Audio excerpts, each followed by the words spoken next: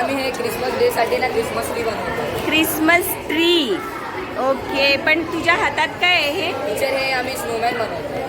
Snowman हो black teacher, आता ह्याला व्हाईट असतं ना? टीचर त्याला पेंट करणार आणि त्याला ना हे आपले कॉटन स्टिक करणार. हो. आणि मग हे झाड कशापासून बनवलं? टीचर हे आम्ही पेपरने बनवलंय. हा. त्याच्यात सगळा पेपरचा यूज झालाय आणि इकडे स्टिक लावली खाली. अरे वा, इथे लाईट पण आहे काय खाली? हो टीचर, हे काय आहे ते? कॅन्डल. ती कशासाठी असते बरं?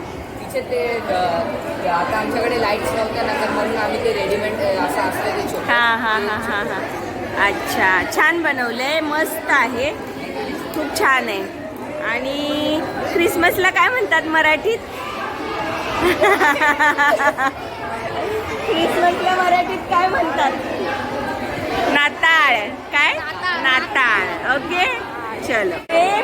किती एकदम स्लिम ट्रीम आहे तुमची क्रिसमस ट्री, एकदमच पातळ बारीक आहे. काय आहे? त्याला जेवण नाही दिलं टीचर आम्ही. ट्रीला जेवण नाही दिलं, खाणं पिणं खत काहीच नाही दिलं, म्हणून अशी आहे. ते द्यायला पाहिजे. छान बनवली आहे, मस्त. काय बनवतोयस रे? स्नोमॅन आहे. स्नोमॅन. वाव, मस्त बनवतोय. पण हे काय आहे वर? कशापासून गोल बनवला?